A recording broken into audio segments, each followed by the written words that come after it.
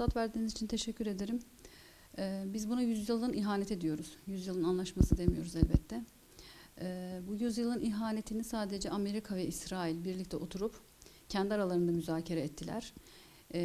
Hukuksal olarak da bu kabul edilir bir şey değil. Birleşmiş Milletler'e de uygun değil. Bir dayanağı yok. Kabul edilir bir dayanağı zaten yok. Çünkü bu tür müzakerelerde sorunlu olan, değil mi? İki taraf bir araya gelir, masaya oturur, müzakerelerini yapar, metnini oluşturur ve bunu sunar. Ama burada Filistin'e hiçbir söz hakkı verilmedi. Filistin'e söz hakkı verilmemesi bir tarafa zaten bu büyük bir sıkıntı. Resmen Filistin'i yok etme, Filistinleri yok etme anlaşması diyebiliriz. Bu anlaşmaya kendileri de güvenmiyorlar ki halklarını uyardılar. Toplumsal kitlesel tepkiler oluşabilir, tedbirli olun dediler. Bu da onların ne yaptıklarını bildiklerini yani farkındalar aslında. Burada bir devlet dedik, devlet değil, bir kukla devlet bile değil. Çünkü bir devletin sınırları belli olur.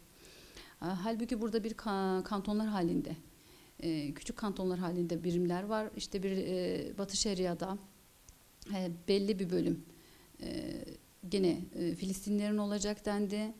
Gazze, ondan sonra Neva Çölü'nün bir tarafı, sadece Gazze'ye bakan bölümü oraya ait olacak ve bunların arasında da bir tünel, Batı Şeria ile Gazze'yi bağlayacak bir tünel şeklinde böyle söylendi ve Kudüs hakimiyeti İsrail egemenliğinde olacak dendi. Bütün egemenlik İsrail'de. Yine bu devletin sınırlarının korunması veya sınırlarının hakları İsrail'de olacak. Böyle söylendi. Hava sahasını kullanamayacak, anlaşma yapamayacak başka ülkelerle. Yani özetle bir devlette olması gereken hiçbir hakka tabi değiller. Hiçbir hak verilmiyor. Bu da büyük sıkıntılara yol açacak. Zaten İsrailliler, yani oradaki Yahudi halk da buna tepki gösterdi. Onların korkusu şu, bu onların menfaatine dışarıdan bakınca bir intifada oluşur endişesi taşıyorlar. Yani bu Filistin halkını kitlesel olarak ayağa kaldıracak diye. Öyle ki 6 milyon mülteci Filistin'e dönemeyecek. Daha birçok biliyorsunuz hak ihlali var. Kabul edilir bir şey değil. En acısı ve en bizi Müslümanlar olarak yaralayanı da Mescid-i Aksa'nın tamamen İsrail egemenliğinde olması. Bunu biliyorsunuz, Ürdün Vakıflar Birliği buraya bakıyor. Mescid-i Aksa'yı bunu reddettiler, kabul etmiyoruz dediler bu kararı ama biz ümmet olarak da bunu kabul edemeyiz. Bunu içimize sindiremeyiz. Bizim kutsalımız, haremimiz işgal altında ve bu artık iyice meşrulaştırılmaya çalışılıyor ve buna ümmet olarak göz yummak gibi bir lüksümüz asla olamaz. Fakat siz de farkındasınız, Birleşik Arap Emirlikleri olsun, Mısır olsun, diğer Arap ülkeleri olsun çok cılız ses çıkardılar. Bir kısmı zaten tamamen desteklediler. Diğerleri de çok cılız bir ses çıkardılar. Filistin halkını kendi kaderine terk etmeyeceğiz. Zaten bu İsrail işgal yönetimi onları kabul etmiyor. Filistin halkı yoktur. Filistinler diye bir halk yoktur diyor. Artık böyle bir söylem geliştiriyorlar.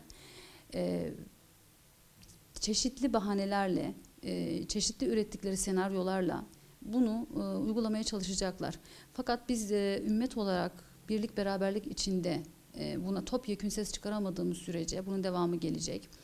Şu anda biliyorsunuz 3 tane miting olacak pazar günü İstanbul'da, Sakarya'da ve Diyarbakır'da. Tamam, mitingler olsun, sesimizi yükseltelim, tepkimizi kamuoyu olarak verelim ama bunlar yeterli mi? Elbette değil. Neler yapabiliriz? Nasıl çözüm önerileri üretebiliriz? Gidişlerimizi nasıl arttırarak desteğimizi sağlayabiliriz? Oradaki halkın nefes almasını, ayakta durmasını nasıl sağlayabiliriz? Direnişi nasıl destekleyebiliriz?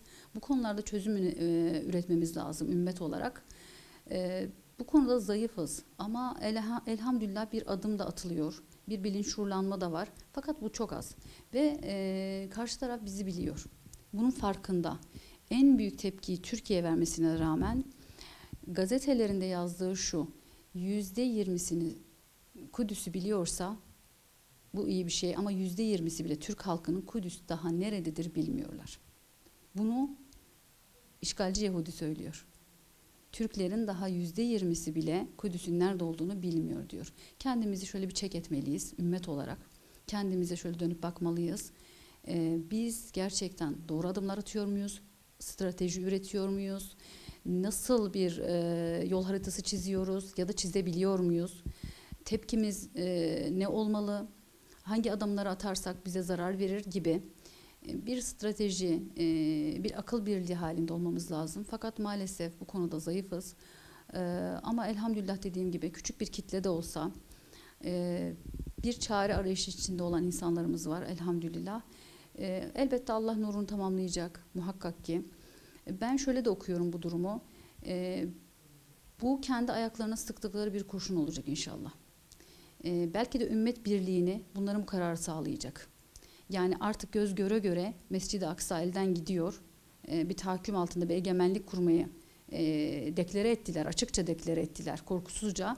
Belki artık başımızı kumdan çıkaracağız ve evet ne oluyor? Yani bir uyanış başlayacak inşallah. Buna da vesile olursa inşallah iyi olur. Biliyorsunuz karanlığın en koyu olduğu zamanlar, ışığın, aydınlığın en yakın olduğu zamanlardır aynı zamanda. İnşallah bu buna vesile olur diye ümit ediyorum.